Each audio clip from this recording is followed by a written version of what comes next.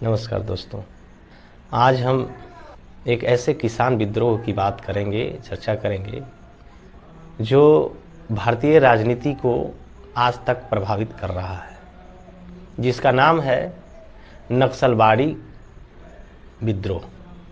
यह 1967 के दौरान हुआ था। नक्सलबाड़ी एक गांव है। यह भारत के पश्चिम बंगाल के सिल्लीगुड़ी डिस्ट्रिक्ट में नक्सलबाड़ी गांव में शुरू हुआ एक सशस्त्र विद्रोह था। यह किसान विद्रोह था।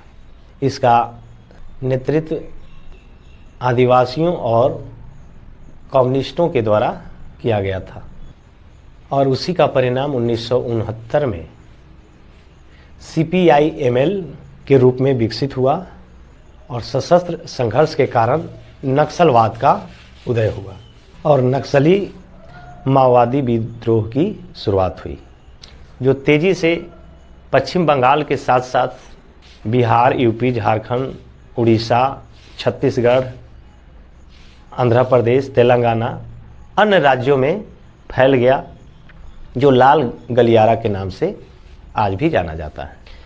इसके प्रमुख नेता चारू मजूमदार, कानू सन्याल, जंगल संथाल, शांति मुंडा थे।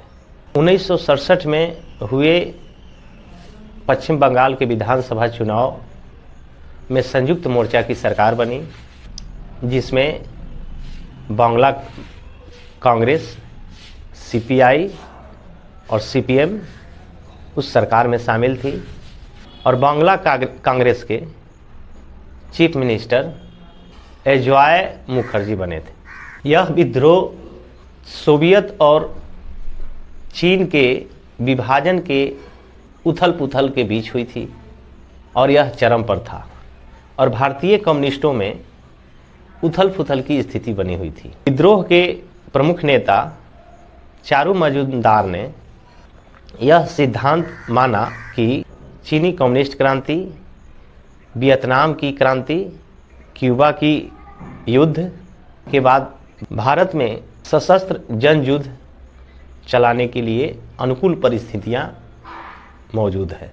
चारू मजूमदार ने ऐतिहासिक 8 दस्तावेज लिखे जो नक्सलबाड़ी आंदोलन का नींव बना।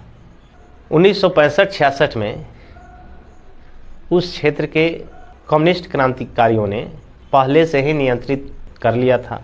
सिल्लीगुड़ी ग्रुप ने सशस्त्र संघर्ष शुरू करने का आह्वान कर दिया, जिसने विद्रोह की शुरुआत हुई। पूरे क्षेत्र में कई किसान प्रकोष्ठ बनाए गए। 3 मार्च 1967 को पश्चिम बंगाल सरकार में संयुक्त मोर्चे की सरकार बनी और शपथ ग्रहण किया गया।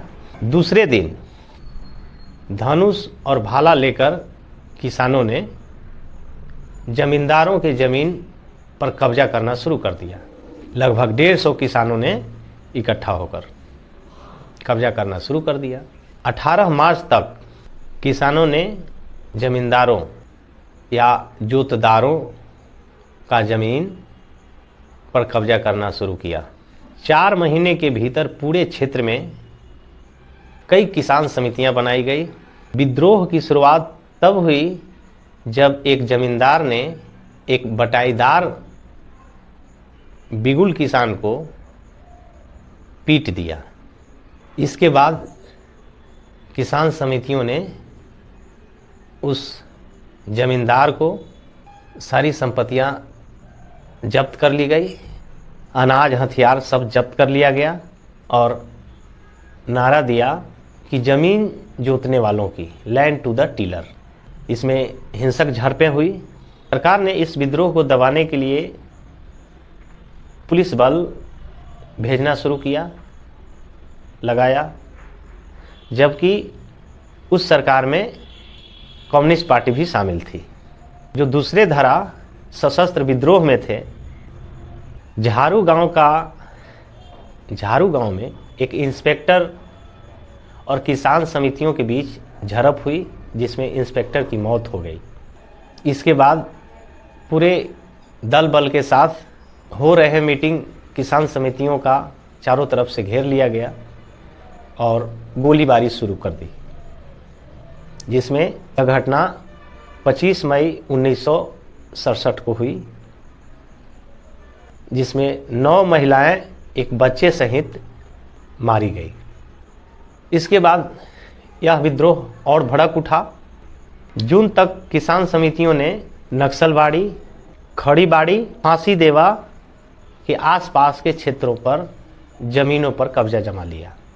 दार्जिलिंग क्षेत्र के चाय मजदूरों ने भी किसान समितियों के इस कार्रवाई में और हड़ताल में बढ़ चढ़ करके भाग लिया। यह विद्रोह 19 जुलाई तक जारी रहा, जब सरकार ने अर्धसैनिक बलों को भेजा। जंगल संथाल जैसे नेता गिरफ्तार कर लिए गए। चारू मजुमदार जैसे अन्य नेता भूमिगत हो गए। त्रिवेणी कानू, शोभम, अली गोरखा माझी जैसे नेता मारे गए। इस विद्रोह के फलस्वरूप चाइना कम्युनिस्ट पार्टी द्वारा इस विद्रोह को समर्थन करने के बाद चाइना कम्युनिस्ट पार्टी यानी सीसीपी और भारत के सीपीआईएम के बीच संबंध खराब हो गए और इस विद्रोह को समर्थन करने वाले कई सीपीएम नेताओं को पार्टी से निष्कासित कर दिया गया, जैसे चारू मजुमदार, सौरन बोस, महादेव मुखर्जी और दिलीप बागची। निष्कासित किए गए कम्युनिस्ट नेताओं ने अपने आप को संगठित किया, जिस संगठन का नाम था अखिल भारतीय कम्युनिस्ट क्रांतिकारियों की समन्वय समिति AICCCR, जो बाद में यही CPIML के रूप में विकसित हुआ। CPIML 1975 तक नक्सली आंदोलन का केंद्र बना रहा।